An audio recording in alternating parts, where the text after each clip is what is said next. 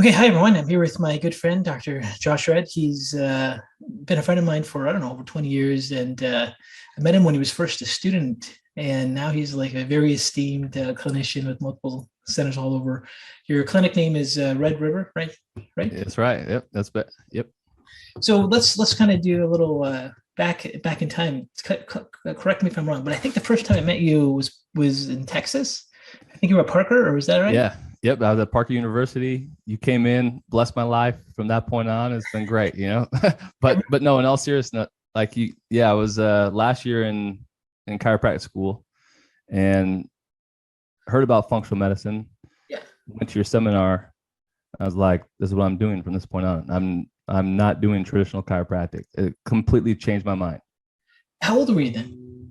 This is a while ago. How many years ago? Back in my pubescent years, I was probably 22, 20s. 23. So what, 20 years ago? I'm 37 now. So what was that? Yeah, that was about 16 years ago. Yeah. Okay. Yeah, I remember when I met you, you looked possessed and like you were a student, students are always like, you never know what's gonna happen with them. You meet him and you're like, hey, this is what I'm doing. And you had this look of the like dilated people, like serious. And I'm like, okay, good luck. Good luck. Good luck. Good luck. See you. I think even that at that time I asked you if I could teach for Apex as well. And you're like, oh yeah, like just open up your practice and see how things go, and we'll touch base. Yeah, at that time I was teaching a lot for Apex, and we were bringing on speakers all the time because I didn't have the ability to go to all the locations that people wanted to go to, and we always brought on real clinicians, so we never brought in, like get some clinical practice, get your things going, and sure enough, you did, and you built a very successful practice, more than one, and you came in and started teaching thyroid. So the first seminar you went to was it mastering the thyroid? Was it thyroid or was it blood chemistry? It was blood chemistry. Yeah. Yeah. And then I did mastering thyroid, but I think I did blood chemistry. I kid you not, 4 times that year. I believe after the first one, I was like, I'm going to completely revamp what I was going to plan on doing. I've always wanted to do nutrition, and I wanted to do it in a very medically scientific way. Right. Yeah. We have such a huge population of individuals that are sick, but a lot of them don't understand the alternative model. And so I'd always thought, like, if I want to tap into that market, if I want to help those people, I have to do it with a scientific approach. And as soon as I sat down and went through that blood chemistry seminar, I was like, this is what I'm going to do for the rest of my life. And so with that, I think I went to 4 blood chemistry seminars that year, opened up my first practice where it's 100% functional medicine, and then obviously went to all the other seminars on top of that, but rock and roll. So right. And people don't know, how many clinics do you have now? I have 7 now. 7 clinics. Yeah. I have 4 in Utah, 1 in Idaho, 1 in Nevada, and 1 in Albuquerque, New Mexico. And are they all called Red River? Yep. All called Red River, all 100% functional medicine. And are majority of your patients Hashimoto's thyroid patients, or everything at this point? At this point, we see just really, really challenging cases, right? So we have patients in probably 30 different countries in every state in the nation right now. And they come with some of the strangest conditions you can think of. We do see a huge majority of Hashimoto. That's probably what we're most well known for. But we see a ton of autoimmune as well. So a lot of autoimmune, a lot of Hashimoto's, but then, every now and then we have just the random case that nobody's been able to figure out. And, Yeah, so I want to talk about a couple of things. So first of all, I talk to practitioners all the time, and when I was on the road teaching every weekend for over, I don't know, 10, 12, 13 years, maybe even 15 years, I don't remember. It was a lot of teaching. You meet practitioners that are always trying to figure out how to build a practice and doing things. And the very first rule is be competent, right? Like you have to have clinical competence. You were very like a student, you were serious, you got into blood chemistry, learned really well, and then you started going to learning functional medicine. So like the day you graduated, you were already competent, and then you were ready to go. And the interesting thing is with blood chemistry, could you even count how many blood chemistry panels you've reviewed now? No, Thousands. Yeah, thousands. Like, yeah, not possible. Yeah. You can try. Yeah, 11 years. I mean, we probably see 200 to 300 patients a day now. Okay. With all of our clinics combined, and I oversee and kind of help all of our doctors. And so at this rate, it's just, It's not possible, right?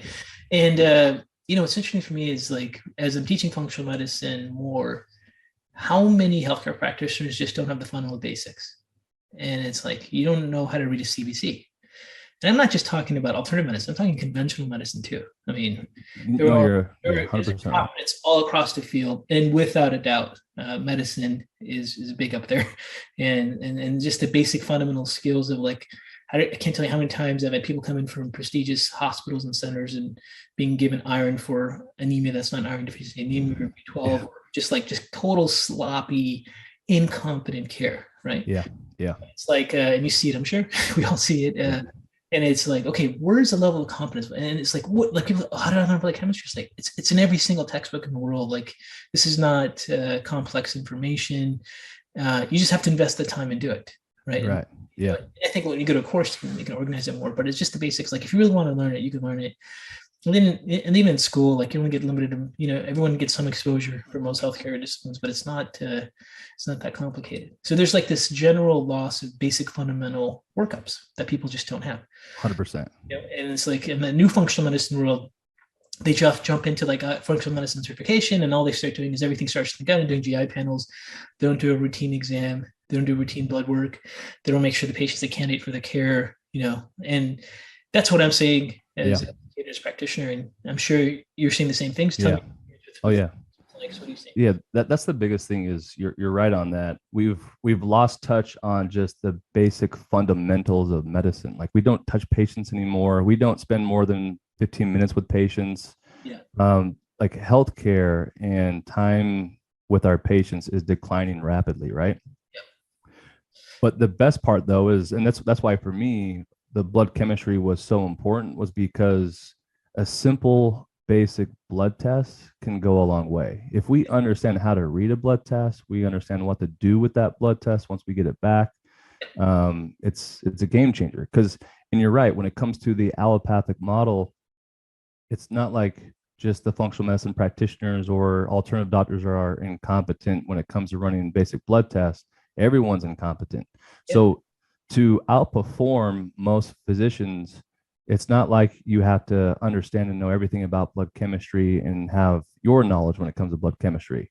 You just have to have the basic fundamentals of what blood tests should we run, and then go from there. But I think that's the biggest thing is we're getting sicker and sicker and sicker as a population. It's amazing what a CBC and complete metabolic panel will do if you just run that, right? There's obviously a lot more, but understanding a patient's symptoms and knowing which blood test should I run from this point, and then being able to do the right blood work and predictive care from there. Yeah, and it's interesting too, is like when you talk to different healthcare practitioners, that they're dedicated to becoming a better doctor, and they're taking course in education, and they're like, oh, well, I really never really understood blood chemistry. It's like, do you even have a basic fundamental handbook, textbook of basic blood chemistry? Because there are no secrets. I mean, we're looking at the same markers, creatine, TSH, still TSH, hemoglobin is still hemoglobin. We don't have any special twist on it. We're just looking at, if anything, we might look at it ranges a little bit tighter to look at maybe early prevention versus waiting for it to get expressed more. But ultimately, there is no like spin on it. It's just basically the same thing. Yeah. Now, I got to tell you, Sherry, I had this week was a really interesting week. I had my family friend's daughter get diagnosed with bladder. She went in and basically had autoimmune kidney disease, proteinuria, all these other things. She got misdiagnosed with, maybe she has gonorrhea, maybe she's pregnant, maybe it's a bladder infection. It's like they didn't run just a basic routine workup, and it was really sad. I had another friend of friend of my wife's. Her husband went on the ER, chest pain. They didn't do an EKG. His troponin levels, they tested it, it was up. They tested again, it was up. They sent him home. He ended up dying of a heart attack and passed away. It's terrible. It's like this incompetence is just getting really, really bad. And I always joke, but it's half seriously. If I ever had to change my careers, and sometimes I think about that because you want to do different things in your life. I think I'd be a malpractice attorney. I think you'd be a really good one. You'd be a fantastic one. My sister-in-law, a while ago, she would come to these family gatherings, and she would talk about her dad, how he has Parkinson's and how he's literally dying, like he has 6 months to live. And when you're dealing with family members, you don't really talk about treatment and what we do or whatnot. For me, that's just that we didn't approach it that way. But over time, like he just kept getting worse. Parkinson's symptoms kept getting worse. And the time that he had to live was shortening. And I was like, hey, if you want, you could send me some blood work and I could look at everything and just kind of see what's going on there. Yeah. I kid you not. He saw like 5 different specialists. Yep. Now, one blood test was ran. So I run the blood work. He has severe anemia. So I'm in Australia at the time, and I get this blood work back. I'm like, oh my gosh, we got to get this guy to the ER right away. And so we call him, have him go to the ER. I'm like, look, it might be the intestinal tract. You're losing blood somewhere. We have to see where you're losing blood. And this is exactly what could be causing your symptoms. Yeah. They go in and he has this like massive ulcer that's just blood is just pouring out of it like crazy. They cauterize the ulcer. He's healed. He's literally 100% better. Right. No Parkinson's symptoms, no any of that stuff. He's literally, and that was probably 5 years ago. He's better. But all we did was a simple blood test. And there you go. This guy literally thought he was going to die in 6 months. Right. Probably has underlying Parkinson's that was being expressed to him as anemic. It just hasn't shown up now that his blood chemistry is normal. But if he was having those symptoms, I'd still keep an eye on it. Yeah, probably exacerbated. But one thing too that I thought of is like he just wasn't getting oxygen to the brain, right? So you wonder with the decreased oxygen, decreased nutrients to the brain, he has all these neurological symptoms, and they're trying to decipher like what in the world's going on there. But he's out there golfing. I mean, he golfs every day now. He's doing great. But yeah, you're right though. So listen, you've got all these clinics. You're successful. A lot of people, would probably look at your success and go, okay, well, he's probably a phenomenal marketer. And I would say, no, he's a phenomenal clinician. And I've seen you as a student grow, and I see your level of skill develop, and you never stop. Like I remember you just tell everyone you graduate now from Johns Hopkins with a master's, right? And your thesis was on Hashimoto's. This weekend. Tell us about that. That's exciting. Yeah. So I graduate with a master's in public health biology at Johns Hopkins this weekend, and I did a thesis on Hashimoto's and the mechanisms driving it, which was really cool. Obviously learned a ton from you, so it made it quite a bit easier. And then I'm in my last year of naturopathic medical school right now. So National University, right? Yep, at National University. Yep, you betcha. That's great. But what's that? CND MPH. Yeah, I don't even know what I'm gonna put behind my name. I don't know, but that's awesome. So what was it like? Like you're always learning and that's one of the key things I think of really successful clinicians, because it keeps them excited and keeps them on sharp. And and there's like a different group in people that usually tap out. Like, I don't want to do more education. I had enough. I've already paid my dues. And it's like, yeah, good luck. And then those that are just constantly learning and they're excited about practicing and growing and developing. The ones that kind of tap out, or the ones that get so overwhelmed, I just can't take anymore. You're like, good luck. Yeah. You have to have that constant passion and that excitement to grow and learn and be excited. And your patients see you, they're excited. They see that energy, right? Yeah.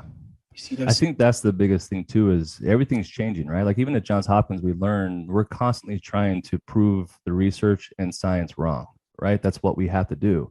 And so how we treated a patient 3 years ago is going to be completely different how we treat a patient now. And that's true. Yeah. There's a lot of new strategies. There's a lot of new evidence that comes out. There's a lot of new ways that we can treat patients. And if we stay stagnant as practitioners, we're going to fail our patients, right? And that's something that you've obviously taught me, and you've driven that home, where if we are clinical dinosaurs, we're going to fail our patients, and we're only getting sicker and sicker. And so this population needs competent practitioners to help them. It's just maddening to hear some of the stories of these patients and their health. It's awful, and nobody's helping them, right? Yep. One of the things that I shared a while ago, and I think we've had talks about it, but if someone requests your files from a patient 2 years ago and you look at your file, you should be embarrassed, right? 100%. I've grown so much in 2 years, or maybe in a year, and like you see your file, like, oh, okay, I'll show them, but I'll send over the records and I wish these other things. And that's how you know you're growing. And if you're not doing that, then you're not there. Now you have 7 clinics, which means you're hiring a lot of practitioners to come into your practice, right? Yeah. So how are you distinguishing who's going to be there or not from the clinical skills, personality? What are the skills you're looking at as a person who's running these multiple clinics now for finding Well, quality you know, practitioners? the ironic thing is someone who loves, who you can like see they have empathy and love and compassion for patients. Mhm. It's not whether they're smarter, whether they're brilliant. It's not any of that stuff. It's somebody who like really sincerely loves patients and loves what they do and wants to put forth that effort and time to study and to be the best for their patient. That's really what we're looking for. It's not whether who's the best person to do a consultation or salesman or who, whatever that may be. Like that's not it. It's literally, do they love the patient and do they love what they do? And I feel like with any of those doctors, we can help teach them and mold them for the next eternity, and they'll only improve and get better and better, right? But I think one of the biggest problems that we've seen with functional medicine is that it works, and it works so well that sometimes you have individuals that will take functional medicine and kind of screw with it, right? In a sense that they offer these astronomically high treatment plans and they're not really that great at functional medicine, but they use it as kind of a sales tactic, and the patients and individuals see right through that, right? Whereas, that's the elephant in the room. But if somebody really loves a patient and loves what they do, functional medicine is incredible, and patients understand that intent, they see that intent, they feel that intent, and that's really important. So I don't want to hire someone that's going to try to be a salesman and try to like talk a patient into seeing us. I don't want to try to talk a patient into seeing us, right? I want a patient to see us because they're confident that we know what we're doing, and we're confident that we know what we're doing. I don't want to try to do that though. But that's kind of a big thing for me. So when we hire a doctor, we obviously want to make sure that they can critically think as well, because if they think in a linear fashion and they don't know how to like dive deep when it comes to physiology and that type of thing, they're probably not a good fit either, right? Like just even the question of asking why, right? If a patient has insomnia, I don't want to give them a sleep medication or a supplement for medication. Like if someone comes up to me and says, hey, this patient has insomnia, what supplement will be the best to help their insomnia? That's a stupid question, right? In a sense that I don't want to hear that question from a practitioner. I want to understand what's the mechanisms driving this person's insomnia, and that could be 15 different things. And so how do we break that down and go through that? So does a practitioner really understand that? And if they do, if they're willing to ask the questions why and learn that and think more than just a superficial way, and that they love and care about the patient, I think that's the most important thing for us. So listen, when we look at the field of functional medicine, because this is really our life, it's our commitment. We see this is what we decided to dedicate our time and effort to, both of us. And then you know, you see people that do functional medicine. It's really just green medicine. They, like you said, they have insomnia so they'll just use like magnesium threonate or some kind of supplement, Yeah. valerian Yeah. root, go to sleep. And it's like, that's not functional medicine. Then you have another group of people that do functional medicine, and they're like, the body, it's so complicated, everything's interconnected, but you always start at the gut. And then they just have like their protocol. It's like the 4R protocol or 5R now, repair, reinoculate, replace, all these things.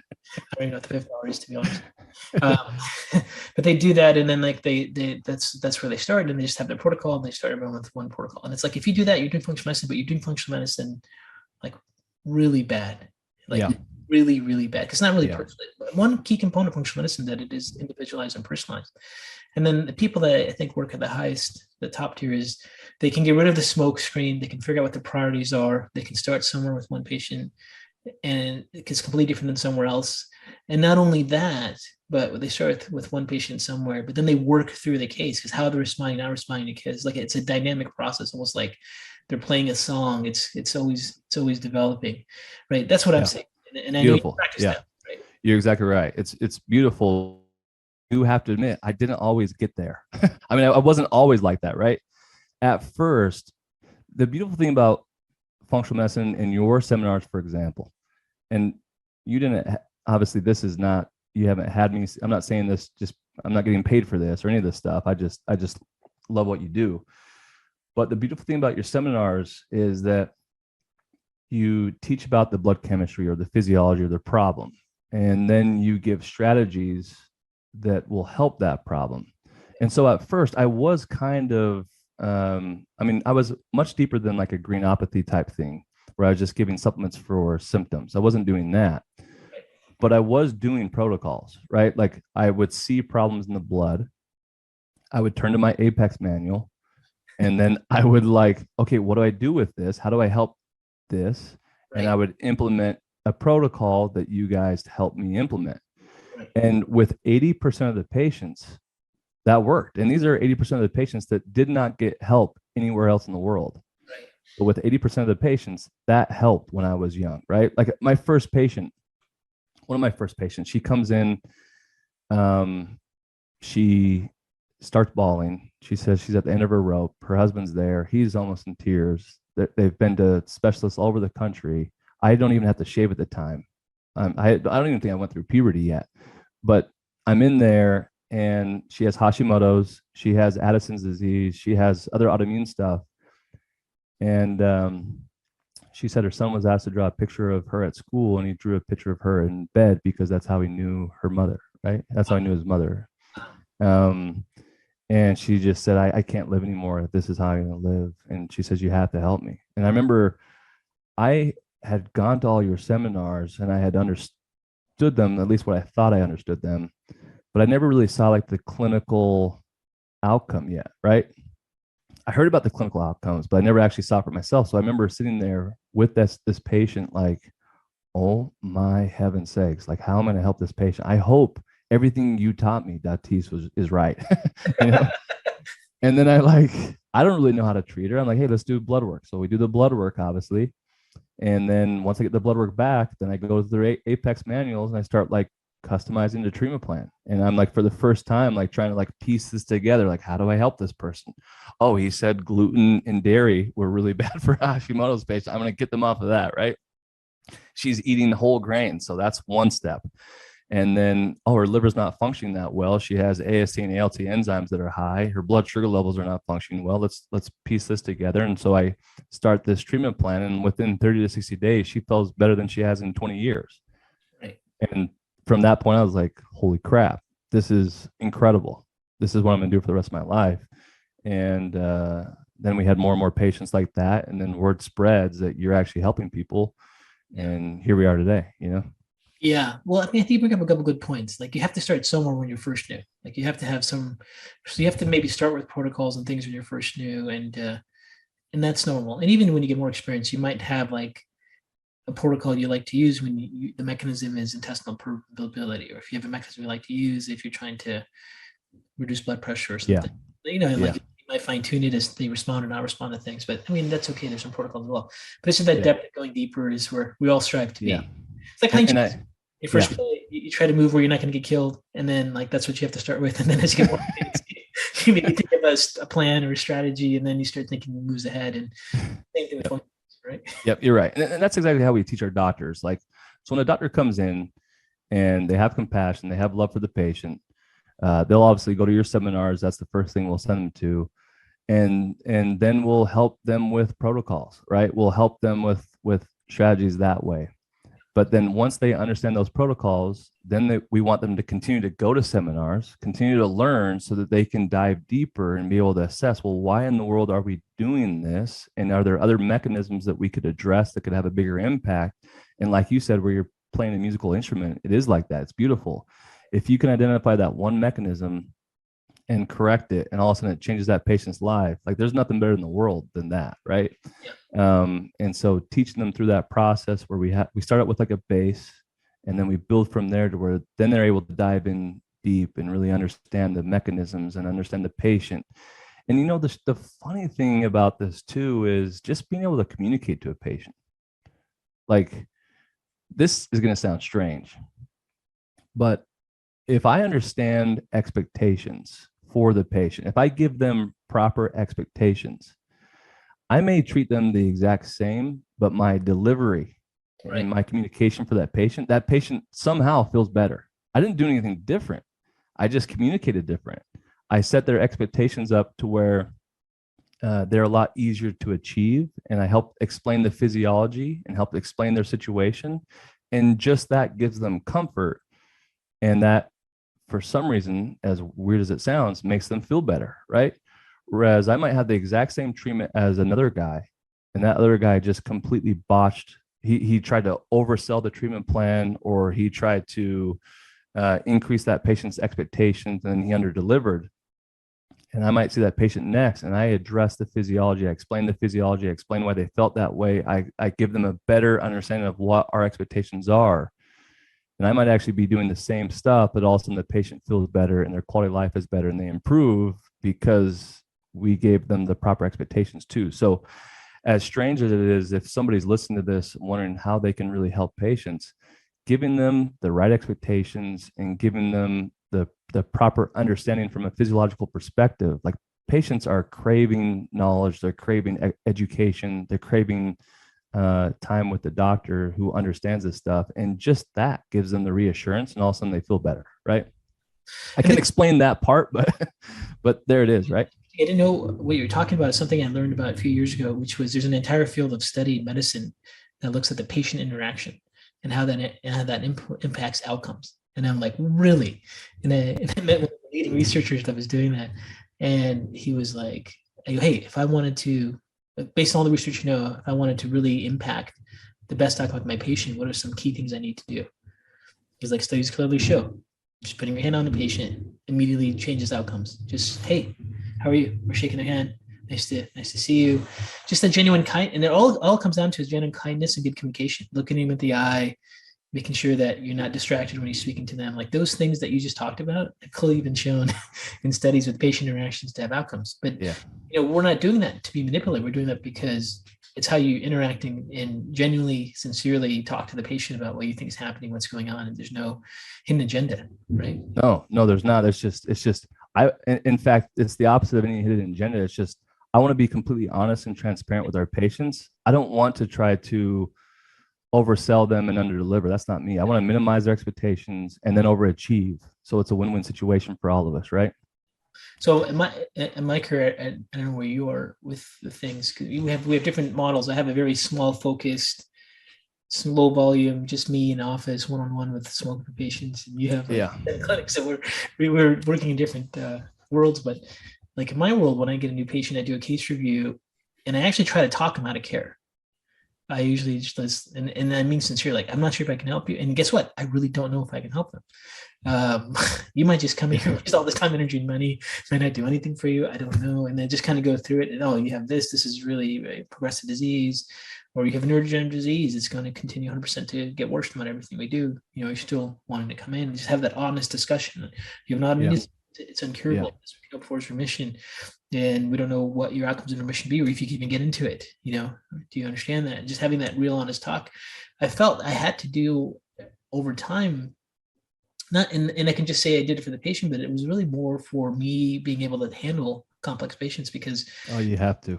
That just takes all the weight off. Like you need to have realistic. You have to work with, and that honest discussion is not just great for the patient, but they have to hear it and have completely understand what's happening. But also for us as practitioners, because if we constantly carry that weight, like you have to fix an Addison's patients that's been bedridden forever. Yeah. They just walked into your office. Yeah. That's not healthy. Right? No. A lot of practitioners crash, and you agree with that? 100%. One of my first experiences of this, which I knew I had to change my mindset from that point on, was I had a patient who felt better than she had in 20 years. I had seen her over probably 6 to 9 months and spent hours and hours and hours on her case. And we offer a satisfaction guarantee. So if a patient doesn't improve, we just refund them. It's rare. It's really rare, but we offer a satisfaction guarantee. Interesting. And this patient, she felt better than she had in 20 years. She went from having 0 good days a month to like 28, 25. And she only lost 20 pounds. So she was really mad that she only lost 20 pounds. And she demanded her money back.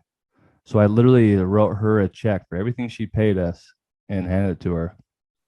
And from that point, I was like, my delivery of my expectation, I'm clearly not saying things that I should be saying to a patient. My delivery needs to be different. So from that point on, I'd ask them like, hey, how many good days do you have a month? And they'd be like, I have 3.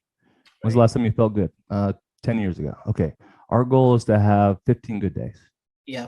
when I knew and I felt like I was a lot more confident, like we're going to make this happen, but I just want to make sure I didn't increase their expectations too much. So from that point on, we'd be like, okay, our goal is to have 15 to 20 good days. And all of a sudden from that point on, everyone was really happy. I didn't have any problems. And, just, it wasn't a patient problem. It was just how I communicated. Right. Yep. I think that's important too, though. One thing to get across is like just being able to work through with a patient their symptoms. You might have a patient where they're caught up on their bloating, and you start treating a patient and you go through and ask a 0 to 10 scale. Okay, 0 being you feel horrible, 10 being the best. Where's your energy?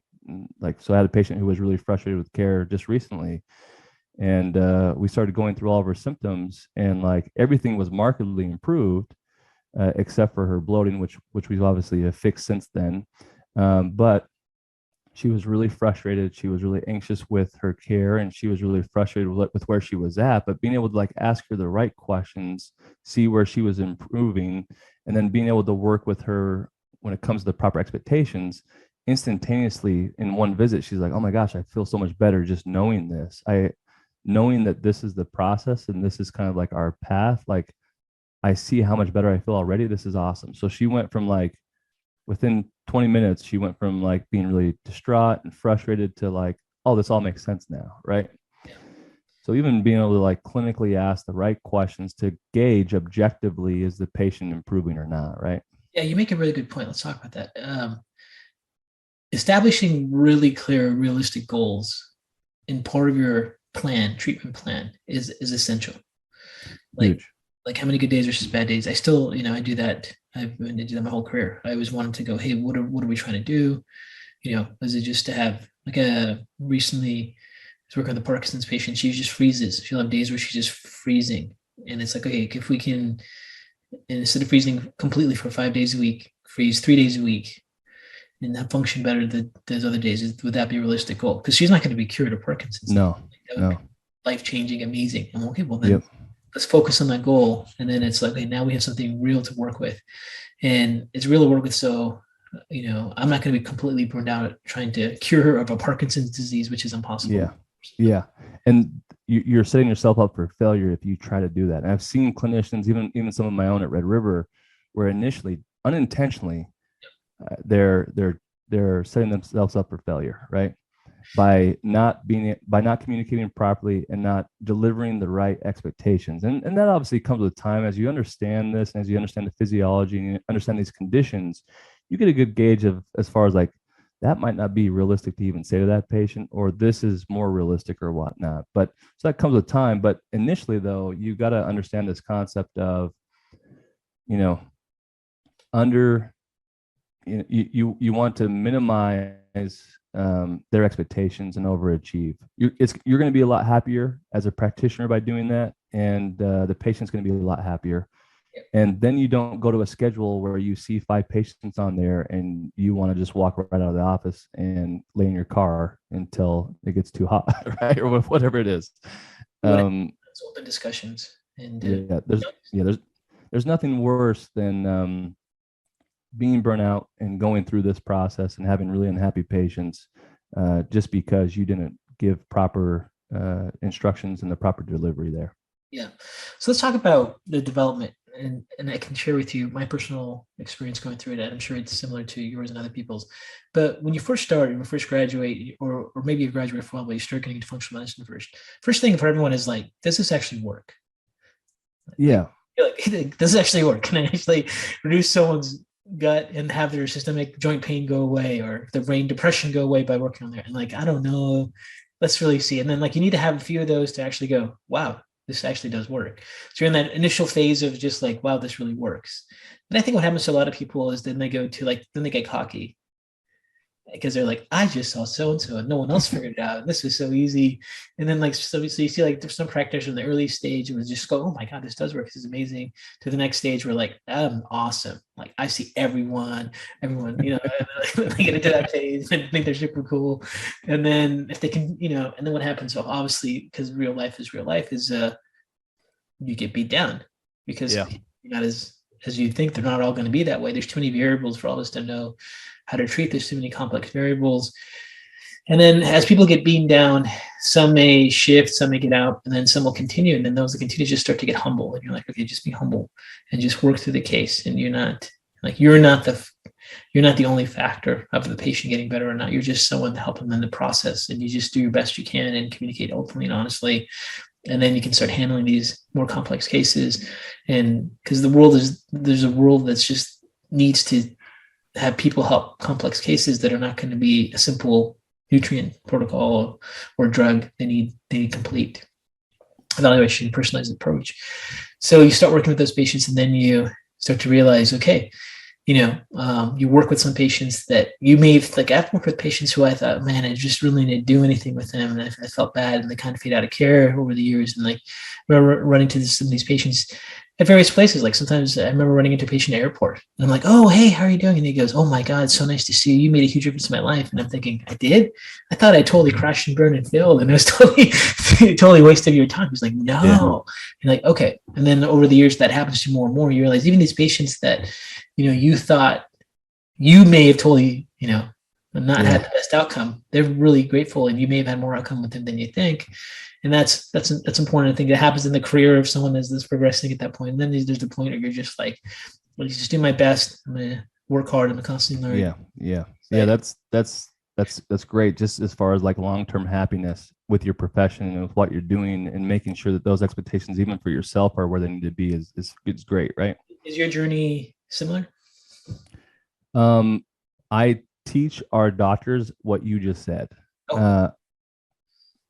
For me, however, though, I'm a little bit OCD, and I might be borderline psychotic as well.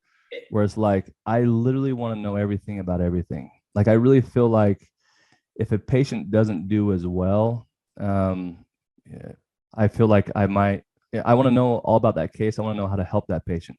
Yeah. Now, at the same time, though, I will have a team of other doctors, right? Their primary care physician or their specialist they're working with. Like, we'll be working cohesively as a team.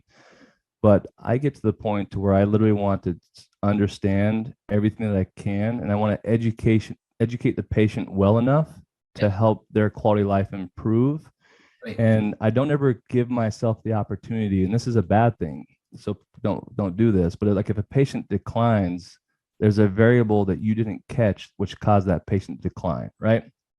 Now, when we're dealing with like a severe Parkinson's or a neurological patient, I don't have that expectation, because obviously when you kill neurons and they're degenerative, like you're not getting those neurons back, right? So, but when it comes to like a Hashimoto's or another autoimmune patient, if for some reason they decline or they don't do as well, I think I put a lot of pressure on myself, to be better. And I think that's what drives me to keep going to school and to keep learning and to keep researching. So that's not a healthy pattern, though. Right.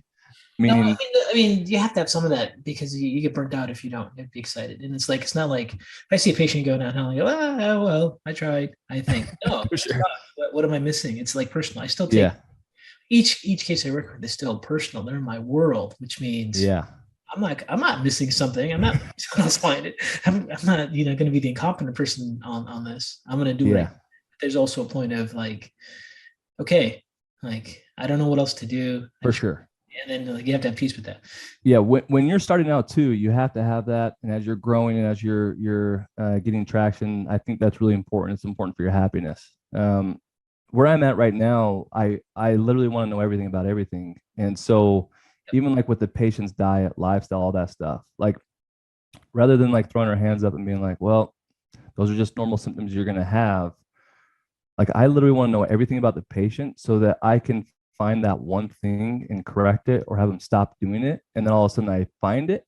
And then all of a sudden the patient feels markedly better. Let's like, for example, a celiac patient, which has antibodies to neurological tissue as well.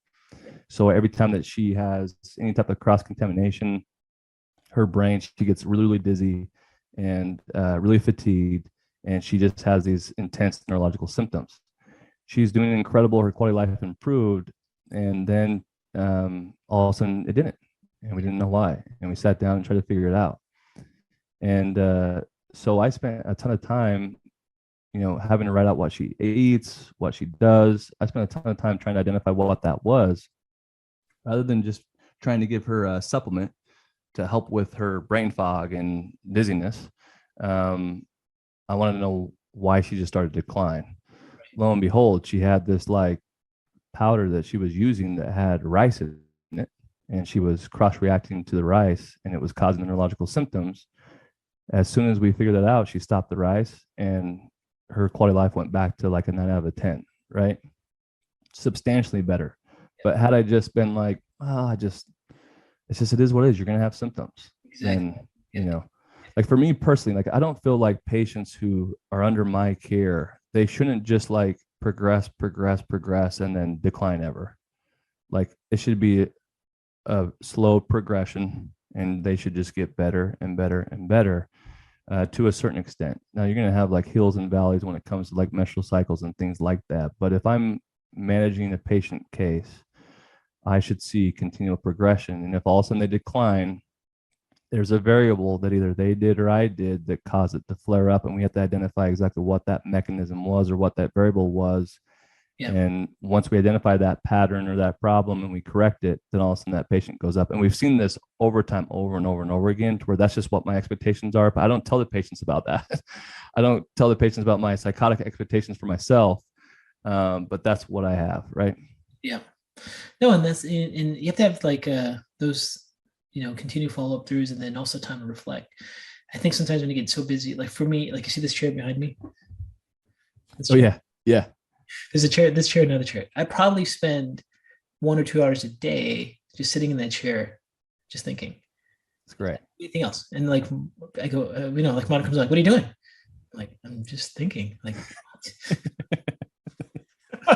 or it's like, "What are you doing?" "I'm thinking." And it's like you need that time to reflect, so then things come to you. Like if you don't put yourself in a position to reflect, and then you stop thinking about the stuff that's there, right? And I just not just in whatever comes to my head, I just go with, because I know I need to work through it and process through it. And many times, sometimes it's the case. Sometimes it's like I'm trying to teach this new course. I'm not sure how to put things together to make it make sense for people. How do I teach this concept? And it's just this time alone, put thoughts together. Do you do that? Huge. Oh yeah, you betcha. I used to do it. I needed a chair like that one. I used to do it like I'd be with my family, and I would be just as better off in a chair, not with the family. Like the kids ask me questions, my wife asks me a question, and I'm not even like, I'm still thinking in my head, pondering, right? But I fixed that since then. Now, like before I go to bed and like as I'm laying down, that's where I do a lot of my reflection and thought process and kind of understanding. So I give myself a little bit more time than what I will actually sleep, and try to go through patient cases and go through my thought process and go through that reflection to where I might, I get a lot of feedback and a lot of information and insight as far as what I should do moving forward, for sure. And I can tell you that trait is what I've seen also when I talk to other people like yourself, other successful clinicians. This is a common thing they have. They have this time where they just have time to put stuff together in their head. The ones that are always chaotic, always trying to finish patient file notes and then can't get away. And as soon as they're sitting down, they have to pull up a phone or do something, and they don't have that time alone to let their mind process through stuff. They're just not at the next level. Yeah. That's a really important for me. I had this thought while I was doing this where it said, be unavailable so that you can become available. Nice. Right. And so that's like important for my wife. Like, so when I'm with my wife, I'm with my wife. I don't have my phone. I change my own number every 2 or 3 years so that I'm not constantly bombarded by lots of people. Talk about things you do for life balance, because you have 7 clinics. You just finished MPH, and you're finishing second clinical doctorate program, your ND degree. And how are you balancing things up? You have a healthy family life. Yeah. It's probably better. I'm constantly learning how to balance everything out, right? I think for all of us, we have to constantly learn. Like there's essential things in our life, and then there's things that are non-essential, right? And I'm learning just like anybody else is, though. But I think I have incredible staff. So depending on my staff and letting them do things that most owners might not even allow them to do. Whereas like my staff is really competent, they're incredible, they're great. So they take a load off of me that that is huge, that allows me to do what I do right now, right? And so I have incredible doctors, incredible staff. They're just amazing, and I depend on them a lot. And I might pay them more money and to free up some of my time, but that's okay because I think time's way more valuable than anything at this point, right? When it comes to family and like my wife and kids, this is a process where I'm like constantly learning. I think for me personally, they're more essential right now than anything. As they grow, they're growing. The kids are growing really fast. My wife's relationship to me is really important. But just like learning when I'm with my wife, if I just put my phone away, she's way happier, right? I mean, I could work from when I wake up to when I go to bed if I allow myself to. And I can literally just work from my phone because I just bounce through emails and spreadsheets and different things. So I could be on my phone all day long if I wanted to and if I allowed it. But that would literally cause, my family life and relationship with my wife to implode, right? And so what I found is, one, I'm happier if I can just set my phone aside and not touch it. Yeah. If we go on vacations, I might be on my phone or computer for 30 minutes to an hour. And the rest of that time, it's quality time with my spouse and my kids. I'm traveling right now to Chicago every week. So when I get home, let's say I get home Wednesday nights, my phone's almost non-existent. And I'm going to spend a lot of time with my family and my wife and kids at that point. And there's other healthy things too. Like I love golfing. I love doing other stuff too. You got to do stuff for you too, right? In order to be happy, in order to be successful as well. But, um, you know, when all else fails, the most important thing is my wife and kids and their happiness, and that's why I do what I do. And that's where I think becoming unavailable so that you can be available for your family or be available for yourself or your mental health or be available for whatever that essential thing is in your life. Everyone has different beliefs and different perspective of what that essential thing is. But I think in this day and age, we can be so distracted by so many different things that we will have zero time for ourselves and zero time for our family. And if we allow those distractions to just ruin us, we're going to be really unhappy and we're going to be, our life is going to be a wreck, right? Like even my phone, the phone is terrible, right? Like I literally feel at times that I'm addicted to my phone. And so for me personally, I can't sleep with my phone. So I got to have my phone like in a closet so that when my wife and I wake up, like she gets quality time with me. Like where instead of me reaching over and grabbing my phone and just immediately doing emails when she wakes up, like that's not good, right? Going on walks with her, doing things that I probably wouldn't do, but where my phone's gone. That's something that I've had to do. That might be different for somebody else, but just putting my phone in a closet and then I used to think that I couldn't not be without my phone because of my work and responsibilities and things that I have going on, but that's not the case. People figure it out. People can adapt until you can be available for them, right? But I think my wife's and I relationship and my relationship with my kids have just flourished when I have set boundaries and when I have become unavailable to other people, so I'm available to them. That's been the biggest difference there. Yeah, and I think you make up a really good point because you have 7 practices and 2 graduate programs, and you're able to do that.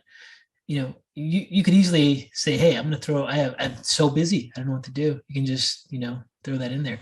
But also, a person who's got a very small practice if they wanted to, they could say they spend their entire time with practice time. There's never a shortage of practice time. You can make practice time and thinking about your practice be your entire life, entire minute. It's just not healthy. Yeah. It's not. It really isn't. It's not. You got to be able to compartmentalize those things and you got to be able to turn it on and off, right? Like even you just being able to sit in your chair for an hour or two and being able to think through that process and there's a lot of power in that. You're giving yourself time. You're allowing yourself to grow. You're allowing yourself to become better, right? Yep. That's really important. Yep. Doing that for yourself, doing that for your kids, doing that for your wife, and for your patients, because you can become available for your patients too, and you can compartmentalize that as well. But that's really healthy. Whereas if you're consuming your time doing one thing, and that's all you're doing, and that's all you're focusing on, whether you have a small practice or a really big practice, you're going to set yourself up for failure, and you're not going to be happy, right? Yep. And the people who love you aren't going to be happy either. Right. So when you scaled your practice from 1 to 2 to 3 to 4, obviously you can't do that unless you know how to hire the right people. So with practitioners, you're looking to see that they sincerely care, and then that you see them. What if you see they sincerely care, but they just don't have confidence? What if they're like, I kind of, I'm not taking any seminars, I'm not doing any extra education. What do you see? Is that a red flag for you, or do A you? huge red flag.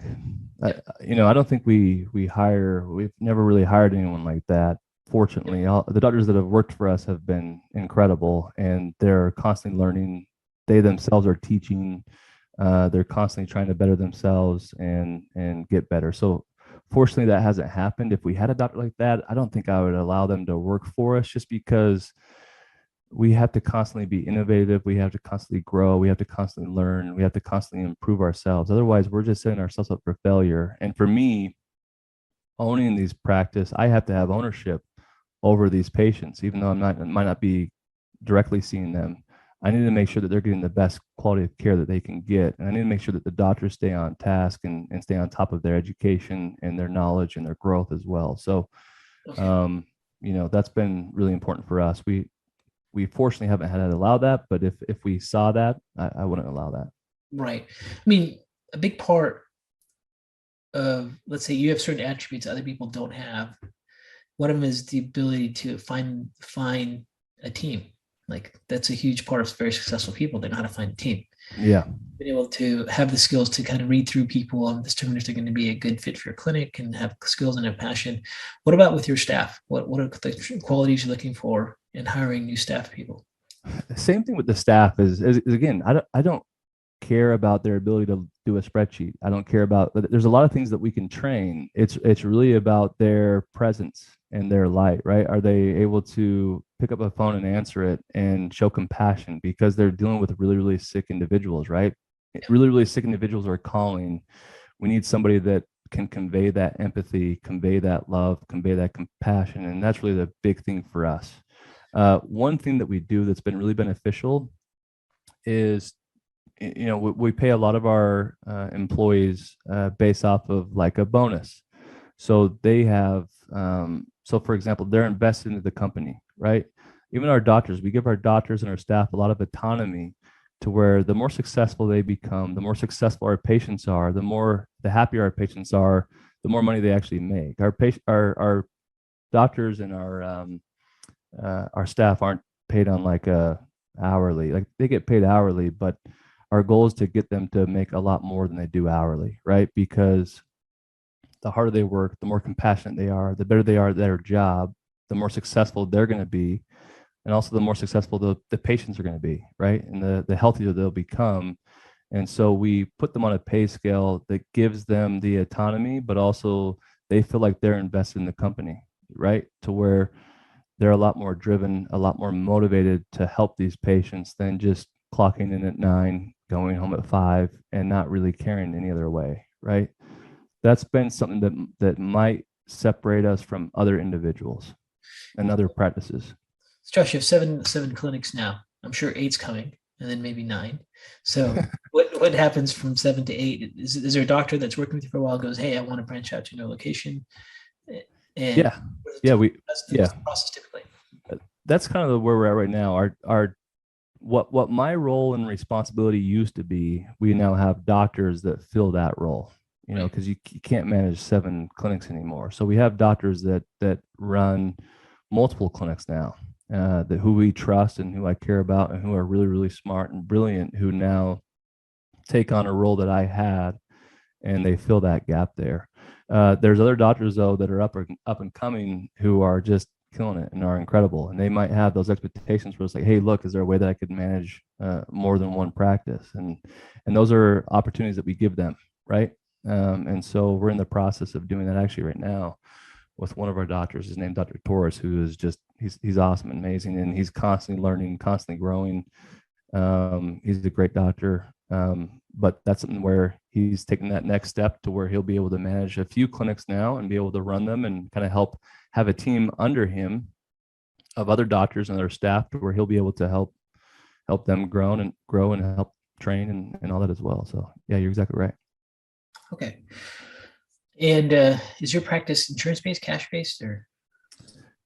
So insurance will typically cover like the blood work and things like that, but outside of that, it's all cash. We'll So, give our patients super bills, and then they can submit them into the insurance. But unfortunately, I don't think I've ever really said this publicly, but I feel like insurance is one of the reasons why these sick patients don't get better, because right. they'll cover your 15-minute appointment once every 3 months. Sometimes they even dictate what care you take, right? What medications you're on and things like that, where it might not be beneficial for the patient. So for us, this allows us to spend as much time as we need with the patient. This allows us to do a proper, thorough workup. This allows us to spend time outside of, like, when we're not seeing a patient, for example, I might spend 2 to 3 hours going over their blood work, going over their labs, going over their history, going over their everything that I can get to build a treatment plan, right? And typically insurance doesn't cover that, right? Yeah. That's one of the reasons why patients don't get better, because doctors aren't spending the time to do that. So Yeah. we do cash pay, but we do give them like a super bill and they can submit to insurance. And sometimes they pay, sometimes they don't. But typically, when it comes to blood chemistry, though, insurance typically will cover that, and that can be an expensive part if you're not, Yeah. if you're trying to pay cash or whatnot. But yeah, Yeah. And if I think, when people look at insurance, like insurance is really designed to be there to prevent you from dying, the least amount of expense that can be done from you dying, and you for them to get a lawsuit to happen from a medical for a hospital to not have malpractice, right? It's yeah, not really designed for optimal health or personalized care or individualized care. And it just doesn't cover it. So people are trying to dictate their care by what their insurance covers. It's like it's not even the thought process, the world of personalized lifestyle, health management, no, all these things, disease. especially, yeah, you're right. Especially I've learned like the more adaptive, and as we're seeing new research, so like at Johns Hopkins, for example, we're doing tons of research on stem cell and all sorts of really cool stuff.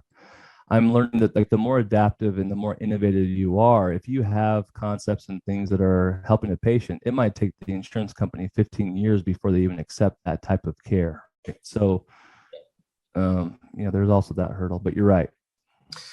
So, Josh, for me personally, going from being a clinician and then going into the academic world of research, um, it was a whole different experience for me because I got to see a different side of healthcare, where I saw really passionate researchers trying to prove everything wrong and Yeah. trying to find the faults in study designs and research, and overly critical of evaluating data, and also really trying to look at information that's valid, which is a totally different mindset than just, let's say, alternative medicine. You just do protocols because someone told you to do a protocol. You just do, like people just regurgitating the same stuff over and over again. There's a different mindset. But the thing that caught me through my experience was how genuine the researchers were. Just Yeah. to, right. Yep. And, what has been your experience with that field and that expression, going from, because you didn't go in there, you went there as a seasoned clinician, already successful, working with chronic patients, seeing benefits, strengths and weaknesses of different healthcare models. Now you're going into a public health program, right? Yep. And you're seeing, and you probably have classmates from all different disciplines in your program. Oh yeah. Yeah. And, Absolutely. and you're there and you're hearing stuff. What was your thought process when you got really more exposed to, for example, study design, statistical analysis, epidemiology, critical review? What did you? Yeah, it's a fascinating question. I think for me, going into it, I realized how little I know, right? You have these individuals who are spending the time researching, who know everything about everything when it comes to malaria, for example, Yeah. or everything about everything when it comes to like the most random thing. They know it all. Like they're teaching us things that aren't even in textbooks, because it's just their own research lab. And at Johns Hopkins, it's the #1 program in the world. It was the most amazing experience You know what I've Johns had. Hopkins is known for? What's that? The Johns Hopkins Medical MPH program is well respected, but it's also known for letting everyone know that the #1 MPH program. And I know this because Harvard School of Public Health is #2, and they always talk about how. That's right. That's right. Mine was the public health biology one, which was really cool because right in the middle of COVID, I was able to do the virology classes and immunology classes with the PhD students, Right. and it was a game changer. But what I realized though is that a lot of studies, the combination there's you have research, Mm. and then you have the clinical setting of things, right? And sometimes those are hard to bridge, where you have the research and you can pretty much prove everything's wrong. Like I can look at a study now, which I never could look at, and you can pick it apart where the flaws are. Yeah, and every state will have that, and that's normal. Yeah. Like, Yeah. So I think it's allowed me to understand what treatments I might be doing previously that might not be as effective or good for patients. It's yeah, allowed me to decipher through research way better than what I was doing beforehand. Beforehand, I just thought like, oh, the study came out and said this, it's great, let's do it with patients. And then that study was flawed and it didn't really even work clinically. However, though, there is a caveat where it's like there might be great research, and then this is really good research and solid research, and it has everything that it needs to be a really good study. And then I apply it in clinic and it does absolutely nothing. Right. individualized medicine portion of it. Yeah. To where there's some things that all like for us, because we see such a high volume of patients, we kind of have our own research study inside our office, right? So I can shoot a text out to all the doctors and say, hey, I heard this is really good for this mechanism. Start using it. Let's see if it helps the patient. And then all of a sudden it just blows up and it does really good for our patient. But then we go and look at the research, and some of my Johns Hopkins colleagues might say, look, that's not even valid. We don't have valid enough research. So that there's kind of a catch-22 there. Yeah, that's one of the things. Like statistically significant is different than clinical applications in real life. I mean, and also when you look at clinical trials, you have some inclusion exclusion criteria, but ultimately it's really based on a generalizable model, not an individualized model. And then there's like conventional statistics, Bayesian statistics, one clinical, meta-analysis, like all these different ways to look at data. But the thing that is very clear for me is like, if you haven't actually studied data analysis and research design, you don't know it. It doesn't matter what you're about. You could be a world-renowned cardiac surgeon. You could be a top neurosurgeon. Like you really don't understand data analysis and how these things. You actually have to have serious training on it. Like, from like a journal club with your buddies in a little center. Like you actually have to go through and go through the data analysis personally, know how to look for confounders, know how to look at how your data comes up, do your own calculations to really understand research. And when I had that experience, it was kind of a game changer for me personally, because I started to realize, first of all, there's a lot of stuff that should be conventionally done in medicine that is not. Like, there's no doubt every single cardiac patient should be considered for EPA DHA with the amount of meta-analyses and clinical trials that have been done on those, but it's not, right? Yep. So, or even just using fiber, like putting paper on fiber for for an intervention if they have high cholesterol, or even blood sugar imbalances. So cheap, so inexpensive, easily do, well supported by numerous trials, numerous meta-analyses, and still not done. So it's like, okay, there's a complete level of bias here.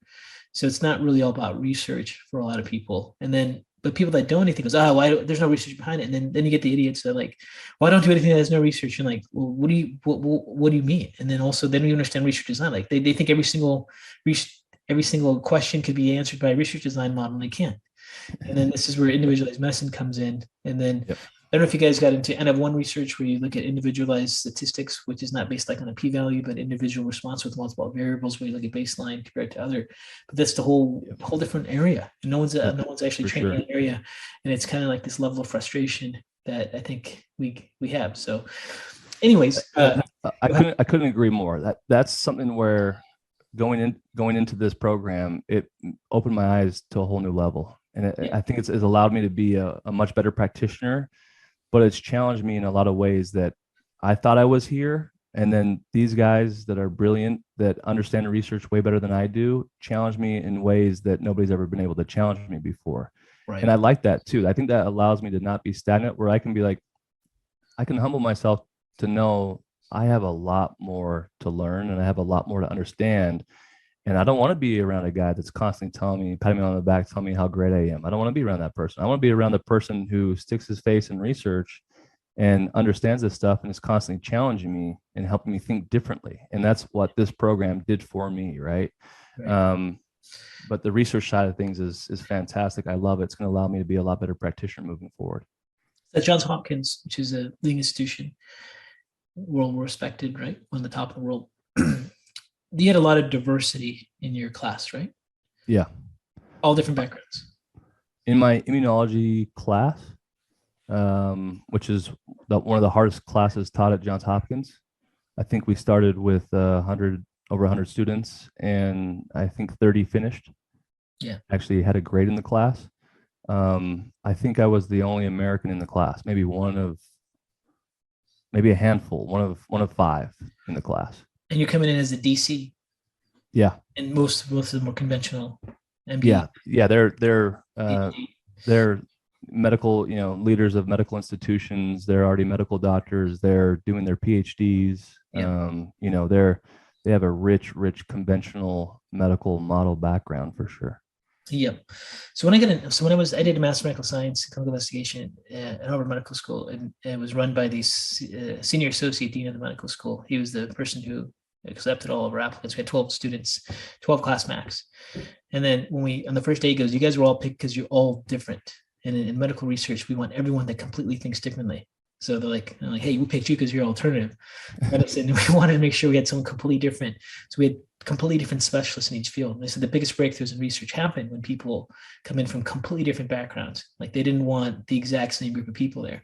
And everything that they model at that institution for research is really based on getting as much different perspective, diversity there, not just having the same clan look at the same things. Yeah. I thought, okay, that's what one of the key differences with these top academic institutions. And what I see with lesser medical institutions, they're completely opposite. They're like they don't have inclusion with other healthcare disciplines. They're like very like uptight, and it's like, wow, no wonder you guys are at the bottom of the list, and these other institutions are at the top of the list because they embrace that diversity. They embrace that thought process and look at things differently. Ultimately, you can prove it or disprove it by your data, but they embrace different perspectives, and they actually have they look at like study design, statistics, data analysis. Like that's super easy. What's really hard is to have an innovative idea and a different approach. And I think that's why some are the best and some aren't. Yep, definitely. You see that in alternative and the conventional model as well, right? Yep. I think that even as a practitioner, having that idea of being inclusive, like one thing that sets a lot of our patients up for failure is that there is a combative alternative and medical model. I mean, where they combat each other, right? Whereas that's terrible for the patient, right? If one thing I've learned is if we can be inclusive and work with their medical doctors and specialists and build these bridges and have the patient's health at the forefront of our minds, rather than being cocky or arrogant or, territorial about our patient. I feel like that helps our patients be a lot better. So you have the institution portion where they're a lot more inclusive. They want different ideas. They want to be challenged. They want, better insight, understanding there. That same goes to like a personal clinic, right? One of my first, probably one of my best friends now, he's a endocrinologist. He was the president of the Rocky Mountain Endocrinology Association. His name is Dr. Falahati. The way that I met him was I kept getting patients come to my clinic and be like, "Hey, this guy hates you. He's saying this thing, and this thing about you." And after like 10 of them, I was like, I'm referring patients to him. I'm like, I've had it. I drive right to his office right during lunch, and I sit in his office and I talk to Dr. Falahati. And I was so frustrated, and he walks in, sits down, and we start chatting about patients. I start going over the things that he said, and he starts asking me about physiology and autoimmunity and inflammatory stuff, and I start breaking that down, and he's like, "Oh crap, you know a lot more than I thought you knew." And over time now, we refer a ton of patients to him. He refers a ton of patients to us.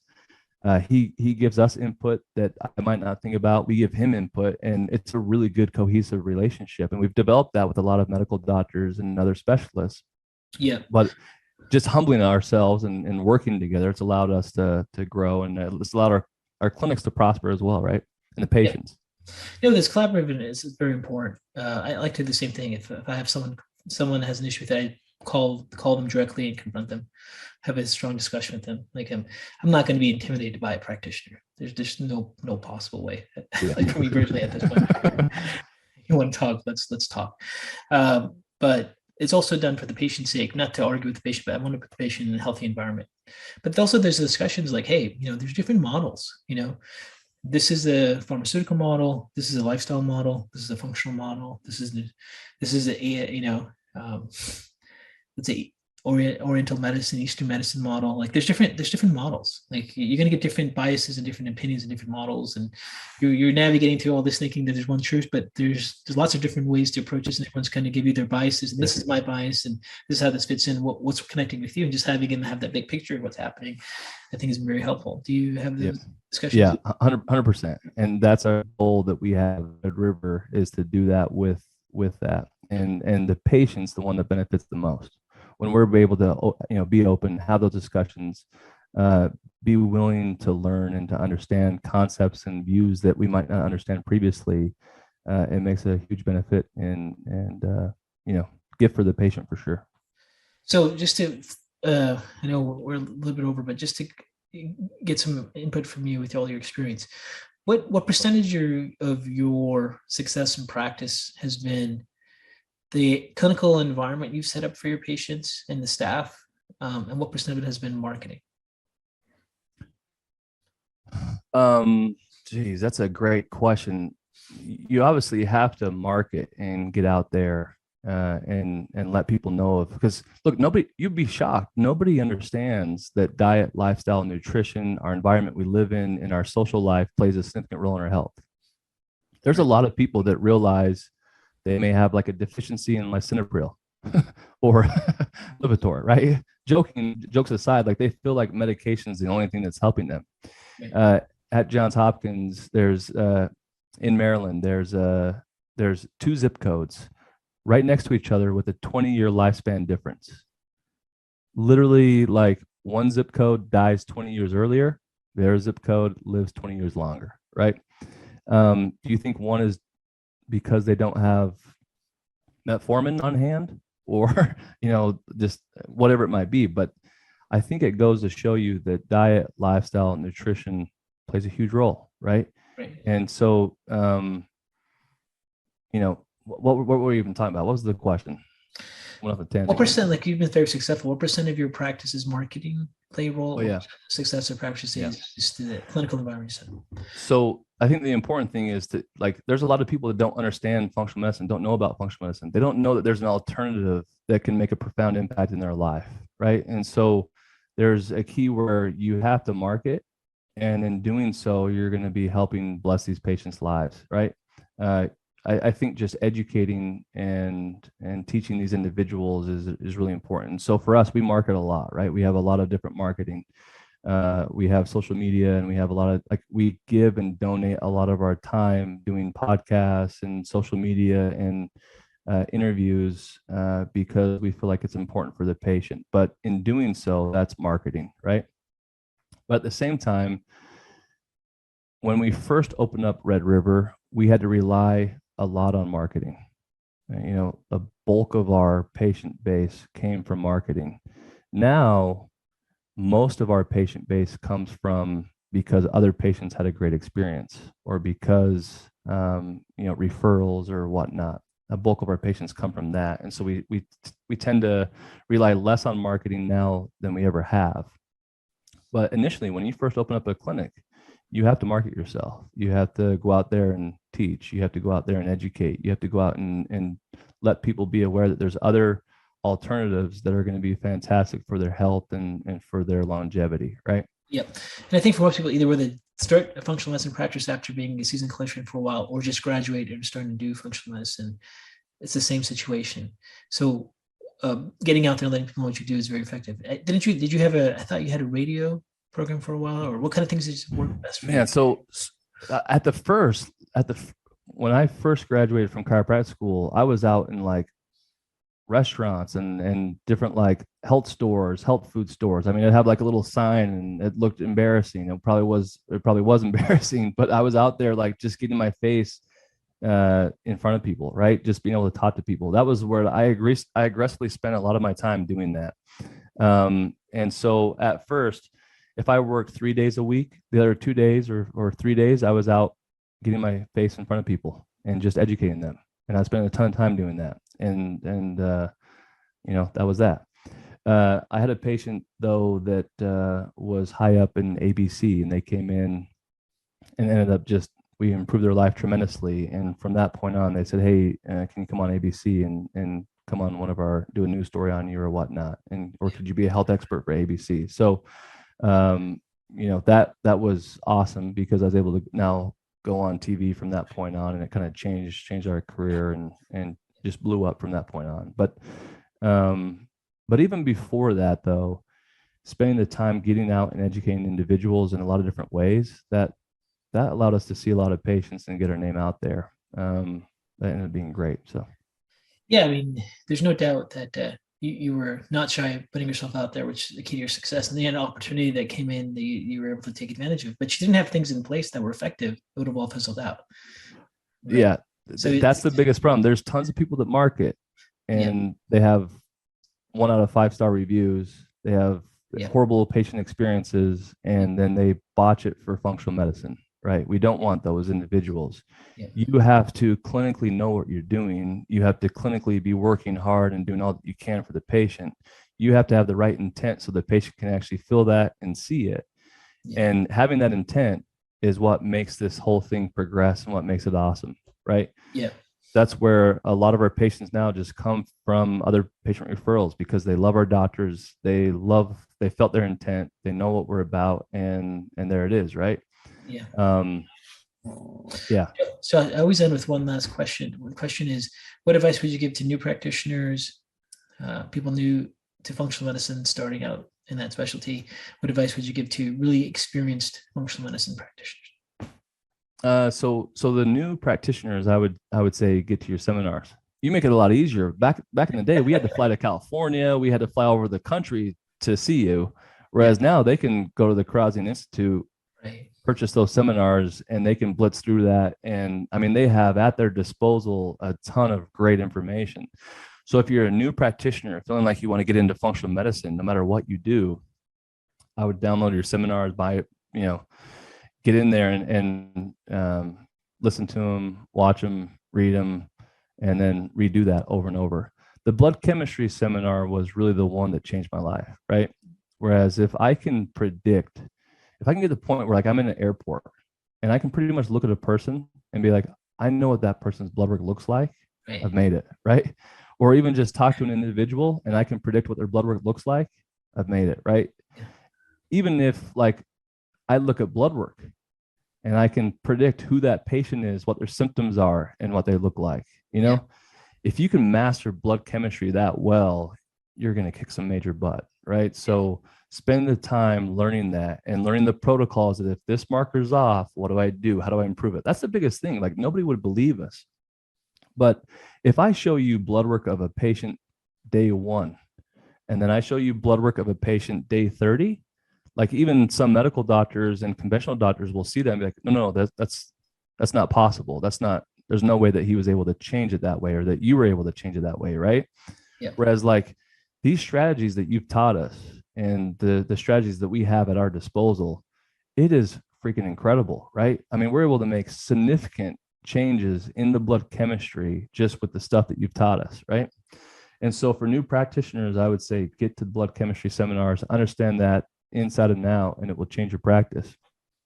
Even if like you're a chiropractor or you're not even practicing functional medicine right now, nobody's helping these patients. So as you learn this stuff, as a patient has problems and they're there for an adjustment, well, now you're obligated to help them because you understand this more than most doctors do and start helping them, right? You're going to change their life and it's awesome. So, thank you for the plug. What about for advanced practitioners? Like the ones that, are in 20 years, they're just looking for one little small thing to get to change the next patient. Yeah, they can that group. That's a hard for advanced practitioners. I've learned as I continue to like, for example, I'll have a practitioner who's 10 years deep and is doing great, but they haven't been to a seminar, one of your seminars in like 5 years. And then they go to a seminar and all of a sudden, just from that one seminar, they have all this new valuable information and it's changed how they do for the next 2 years. Right. Yeah. I think for advanced practitioners, the biggest thing that I could point across is just don't get stagnant. The more stagnant you are, you're going to be more of a hindrance long-term for your patients. So just keep learning, keep grinding, keep being innovative and staying on top of these concepts, because the way that you practice, like we talked about before, is going to be different than the way that you'll practice in 5 years from now. Yeah. And if you don't change and you don't adapt and you're not willing to learn, you're going to be left high and dry and no patient's going to want to come to you anymore. Right. Yeah. I don't know if that's the right answer though. That's I don't know. Well, thanks so much for your time, Josh. I think we got a lot of great feedback from you. It's nice to see all your success. Nice to get you. Yeah, nice to see you, and haven't been able to talk to you in a while. So, but really appreciate all that you've done for me in our practice and Red River. We want to be. I mean, I'm like a mold of you, really, in a sense that everything that I do, I've pretty much learned from you, and so I owe a lot to you, and I appreciate you a bunch. And the best part about this stuff too is I still to this day, nothing's changed, because I know that, like, look, I have a research background, but I'm not spending the time doing as much research, whereas you are. So all I have to do, I have to look at your Krausen Institute, manuals and your seminars. I know that in a year from now, you're going to have all new information. And so I gotta stay on top of that. So nothing's really changed. I still just like follow your footsteps everywhere I go, because you're you're constantly adapting and constantly changing, and you're gonna have new information every year, right? Absolutely. Well, so love it. I really appreciate you. Thanks so much.